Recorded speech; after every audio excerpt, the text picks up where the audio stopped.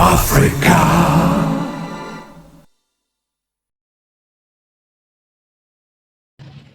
Ici, à l'esplanade du musée des rois de Bamoun, inauguré hier, nous sommes avec un monsieur qu'on ne présente plus. C'est un professeur à l'Institut des Beaux-Arts de Foumban et également consultant ici même au musée. Le chef-d'œuvre que vous voyez juste derrière nous, nous sommes avec le professeur Idriss, comme je l'ai dit. Avec lui, nous allons aborder les différents aspects, les enjeux et les jeux du musée, mais sans toutefois oublier l'origine du peuple Bamoun. Alors, bonjour professeur et bienvenue. Merci. C'est un honneur de vous avoir et quand on a un sage, un intellectuel comme vous, on ne peut pas se passer, se priver de la question de savoir d'où vient le peuple Bamoun. Oui, autrefois, les Bamous étaient à Rifou. Les ancêtres, puisque les Bamous sont des descendants des Tikars.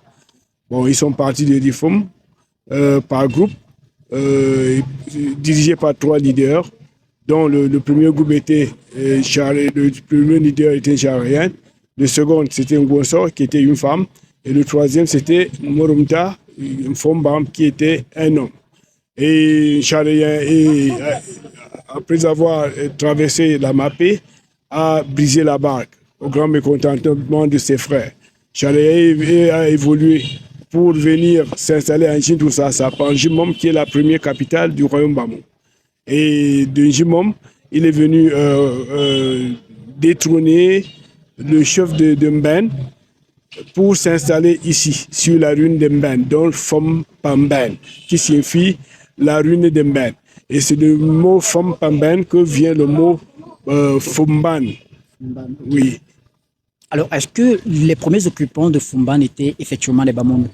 Non, les Bamouns sont une fédération de plusieurs tribus. Parce qu'avant de s'installer à Foumban, Charia a dû conquérir 18 souverains. Et puis, à chaque souverain conquis, avec ses gens, a été incorporé à sa troupe. Et voilà ce qui constitue aujourd'hui le royaume Bamoun. Et lorsque Mbombo, le géant, Mbombo le conquérant, est monté au pouvoir, il a conquis 48 souverains. Sangou en a fait de même en soumettant une quinzaine de souverains. Et le roi Njoya, un peu plus de moins, parce qu'il a fait des conquêtes. Lorsqu'il a commencé à faire des conquêtes, et peu de temps après, la colonisation est arrivée.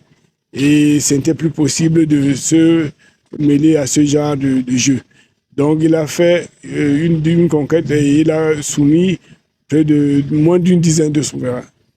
Moins d'une dizaine de souverains. Et quand on dit, puisque hier, lors de l'inauguration, nous avons abordé des gardiens, des amis du roi, des amis intimes, nous ont fait comprendre qu'ils sont de 9 grands villages du peuple Bamoun. Est-ce que ces 9 grands villages sont des privilégiés parmi les autres? Bon, il y a les 9 grands villages de Foumban, pas de Bamoun. Mais d'autres villages de campagne sont rattachés à ces grands villages. Nous avons par exemple le village de Fouyouom, le village de Njinka, le village de Manka, Njintut, Njimbam, JC, ainsi de suite. Il y a 9 grands villages ici, que les Bamous appellent, c'était d'abord Famsa, Foumban, mais aujourd'hui, nous avons vu ça, Foumban, c'est-à-dire les 9 villages de Foumban. Parce que le 9e village, qui est d'abord mon village, Njimbam, a été ajouté lors du règne du roi Njimodou Njoya. Alors aujourd'hui, on se rend compte que lorsqu'on entre dans la ville, directement nous sommes frappés par des œuvres d'art. Et ici en Foumban, il y a l'une des écoles les plus prestigieuses en termes d'art, qui est l'école de Beaux-Arts de Foumban.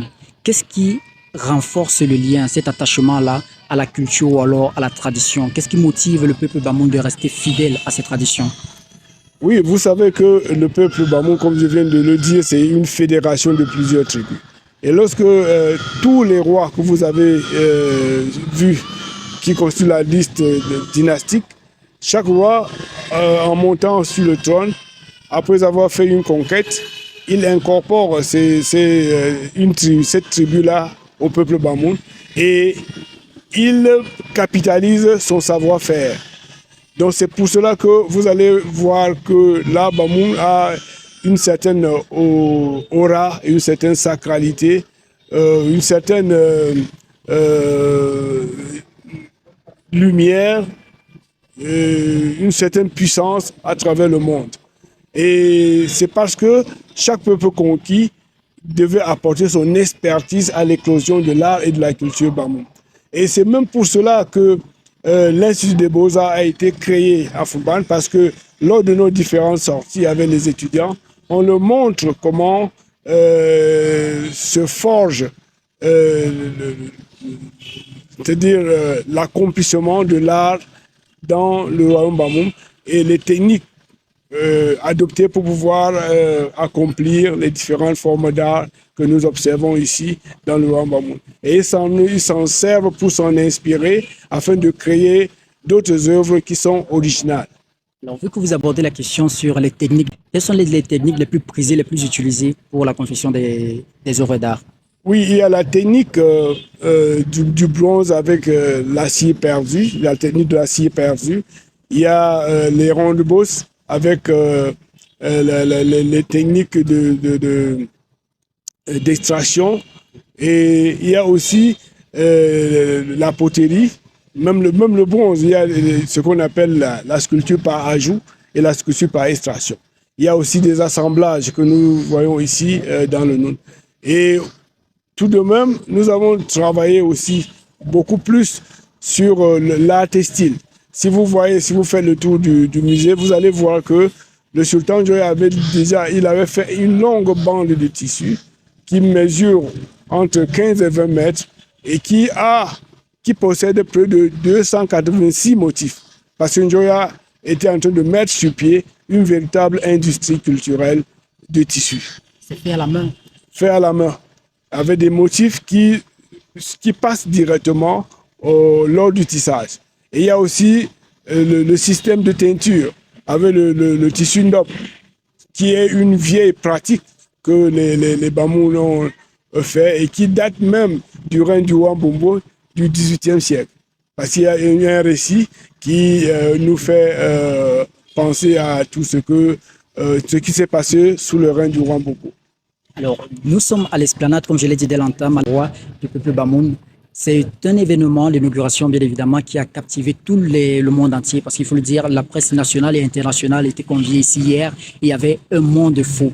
Qu'est-ce que ça représente pour vous en tant que professeur d'art et habitant de Foumban?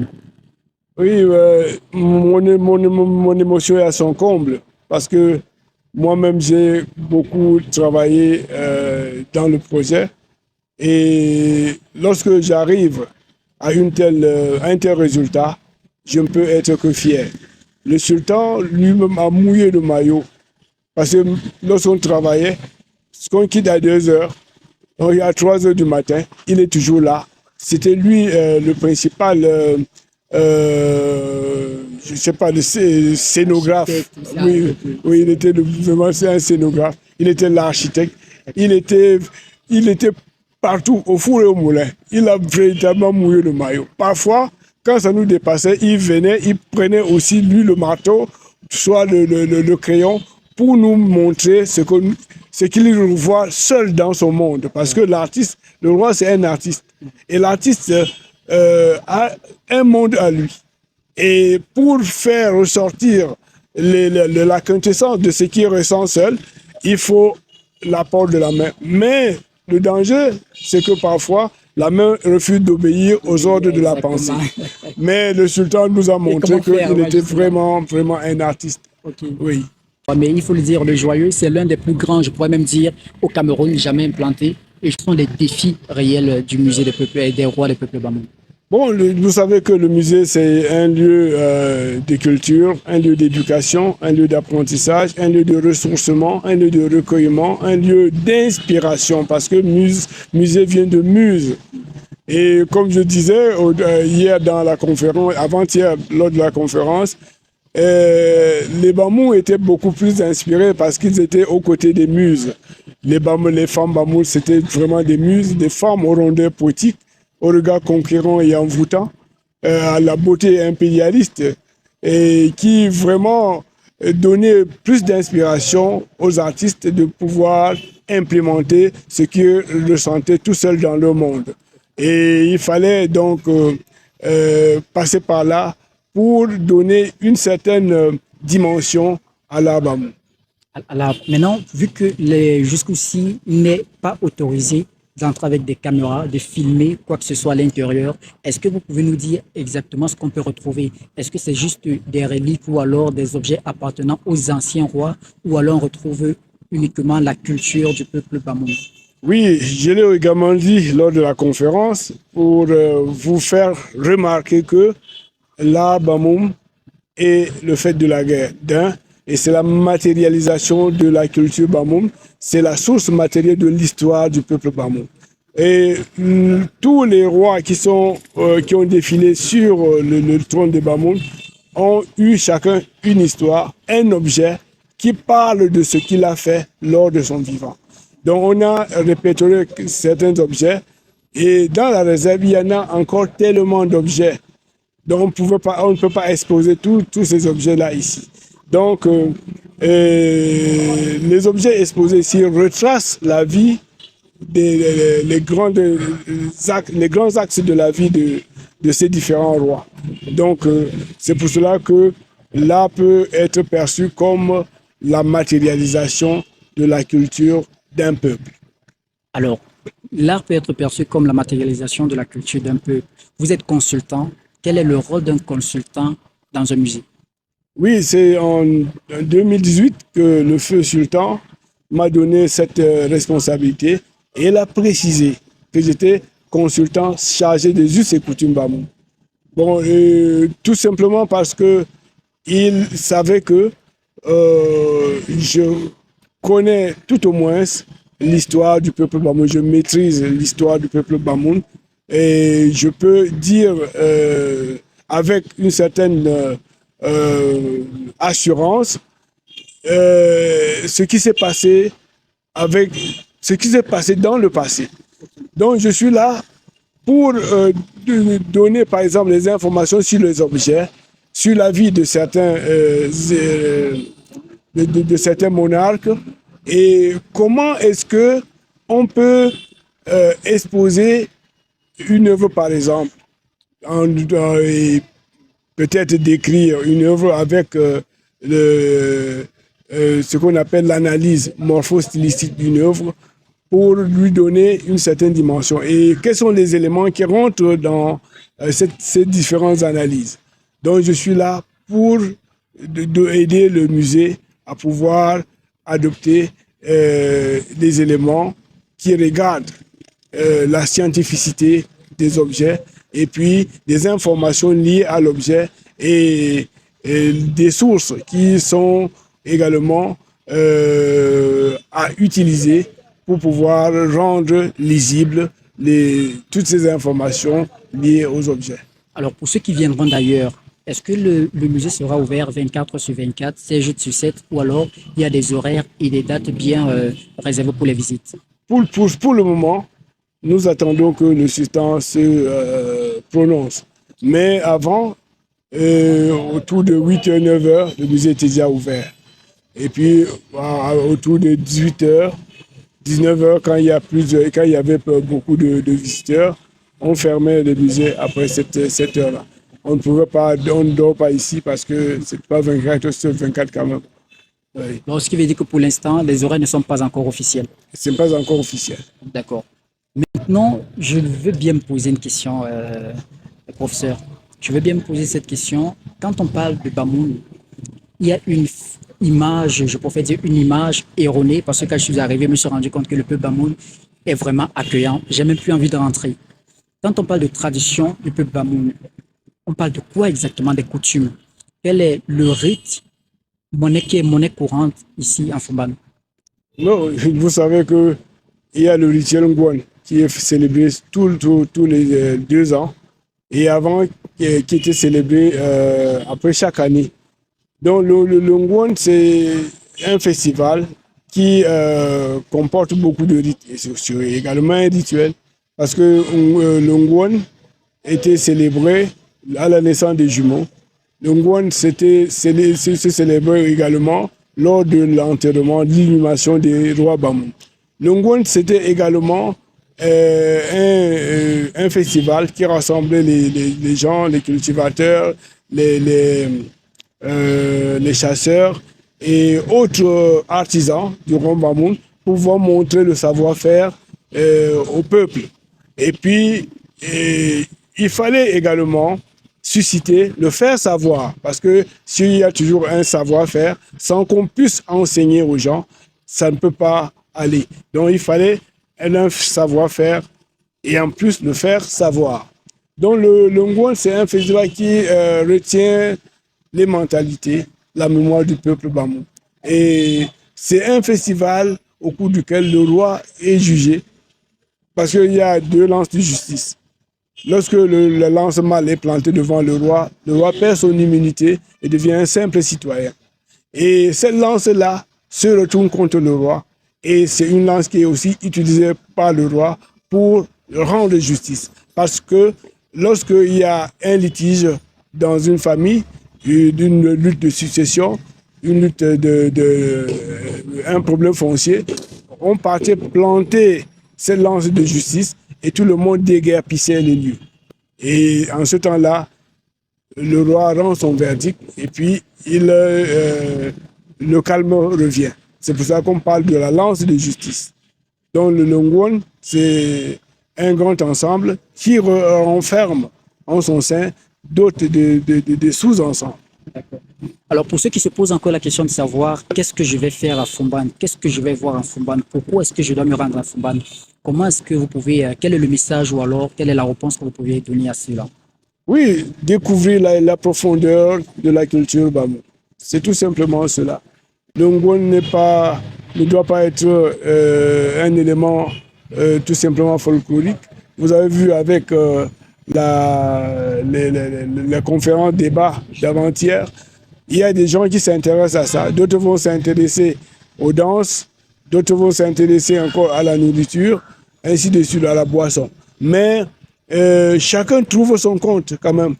Si vous venez pour tel ou tel aspect, vous allez découvrir ce que vous n'avez pas. Arrivé, on a véritablement visité le mur qui nous renseigne sur le passage au trône de chaque majesté. On a remarqué une dame qui a fait 30 minutes au trône. Pourquoi? 30 minutes au trône, oui, parce que vous savez, chez les Bamoum, il n'y avait pas d'histoire, il n'y avait pas de problème de genre. Les problèmes de 8 mars, de 14 février et de 50 avril. Donc, les Bamoum étaient vraiment des gens qui considéraient la femme. La preuve en est que le second souverain du roi Bamoum est une femme. Le quatrième, c'est aussi une femme. Et puis, c'est au cours du règne du quatrième qu'il y a eu des problèmes. Il ne s'est pas bien comporté.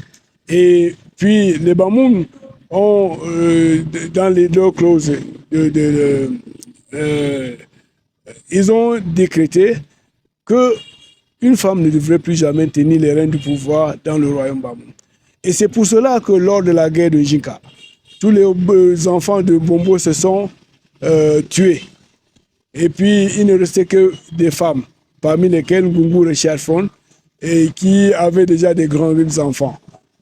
Parmi ces enfants, il y avait Sangou, qui était le 16e roi de la dynastie. Lorsque Ngungu a bataillé pour restaurer la lignée dynastique, il fallait qu'il s'asseye sur le trône avant de passer le pouvoir à son fils, parce qu'il a été frappé par cet article de la constitution du roi Bamoun qui disait qu'une femme ne devrait plus jamais tenir les rênes du pouvoir dans le royaume. C'est pour cela qu'il a fait un laps de temps que les Bamoun ont évalué à 30 minutes pour passer le pouvoir à son fils, pour la continuité. Voilà. Après l'histoire nous renseigne que son fils avait à l'époque 9 ans quand elle est décédée sur le trône. Juste quand elle était en train comment je peux dire, quand elle prenait le pouvoir, son fils avait 9 ans et il a dû attendre, je crois, 20 ans après. Est-ce que vous pouvez bien nous... Non, ça c'est Njam Dunké, c'est deux femmes différentes. Njam Dunké, c'est la femme du roi Saougou. Okay. Et qui avait une joya qui monte sur le trône à l'âge de 4 ans. Et il fallait attendre que nous sommes en 1889 et en 1895, Njoya était déjà un peu plus mature. Sa mère lui a laissé le pouvoir. Oui. Donc, au cours de cette époque-là, Njoya était encore très petit, il était naïf. Et c'est même pour cela que le premier ministre du nom de Bankom Dombo voulait profiter de la minorité du souverain pour le détrôner et s'emparer du pouvoir, parce qu'il était premier ministre.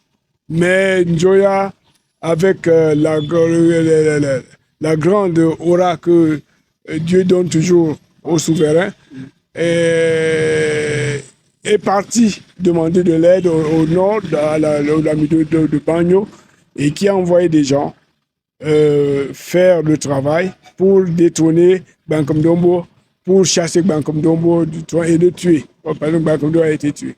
Et c'est même pour cela que l'islam, voilà la genèse de l'islam dans le royaume Bamou. L'islam est venu à cette époque-là. Parce que lorsque les guerriers, les cavaliers Peul du Nord voulaient entrer dans le champ de bataille, ils récitaient quelques versets du Coran. Ils priaient et récitaient les versets du Coran. Njoya s'est rendu compte que quand ils faisaient ce genre de pratique, ils ne rataient jamais leur cible. Et ils ont mis Bankom Dombo en débandade à quelque temps seulement. Et voilà pourquoi le roi Njoya s'est replié vers les peuples du Nord pour leur demander l'islam comme d'abord médicament de guerre. Et voilà comment l'islam est venu dans le royaume. Aujourd'hui, on totalise 20 rois, 20 monarques qui ont déjà siégé. Pour vous, de ces 20, qui a véritablement œuvré pour le peuple Bamoun ou alors qui a fondé le peuple Bamoun? Oui, bon, l'histoire du peuple Bamoun commence en vers 1396. Et c'est sous le règne du roi Njoya, que les Bamoun appellent souvent roi lumière, que cette histoire-là semble se capitaliser, se cristalliser, parce que Njoya a apporté beaucoup d'innovations dans le royaume Bamoun et il a œuvré sur beaucoup de plans. Voilà pourquoi on peut se dire que Njoya est le point de mire de l'histoire du peuple Bamoun. Parlez-nous d'une figure, le serpent à deux têtes.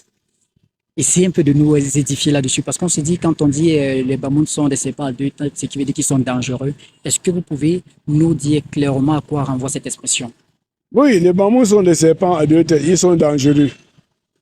Je vous ai dit l'autre jour, en citant le révérend Père Angèle Bervin, qui disait que l'histoire négro-africaine est écrite en œuvre d'art et que le déchiffrement de cette histoire ouvre une page d'épigraphie singulière et inédite. Il n'est donc pas vrai de dire que l'histoire négro-africaine manque de documents écrits. Ce qui est vrai, c'est que trop souvent, nous sommes analphabètes devant son écriture. Tant pis pour ceux qui disent que les Bamouns sont dangereux, ils sont ceci, ils sont cela. Non, la vraie version de l'histoire est là. Si les Bamouns n'étaient pas fiers de ce serpent bicéphale, voyez, le musée ne se serait pas façonné avec l'image de ce serpent-là. C'est parce que ce serpent fait la fierté du peuple Bamoun. Et c'est même pour cela que quand un Bamoun arbore un habit qui porte l'image du serpent bicéphale, il en est fier parce qu'il sait que le serpent bicéphale, c'est l'amour à la puissance, c'est le symbole de la vigilance également. Et je profite pour vous donner les trois dimensions des éléments que compose l'armoirie du peuple Bamoun. Vous avez l'araignée mygale, qui est ici l'amour de la sagesse. Vous avez le serpent bicéphale, qui est l'amour de la puissance, l'amour de la vigilance. Et vous avez la cloche à Bourgon, qui est l'amour de la patrie. Voilà. Donc, tout ce que vous voyez derrière nous là, le musée de roi Bamoun, est créé à partir de l'amour. Des éléments qui renvoient à l'amour. C'est sur cette note des éléments qui renvoient à l'amour que va s'achever cet entretien exclusif. J'espère que vous avez appris énormément car à notre côté, on avait l'éminent professeur Idriss Njoya qui, bien sûr, a répondu avec franchise et surtout honnêteté à toutes les questions posées. On se retrouve samedi prochain pour une autre sortie. D'ici là, portez-vous bien. Merci.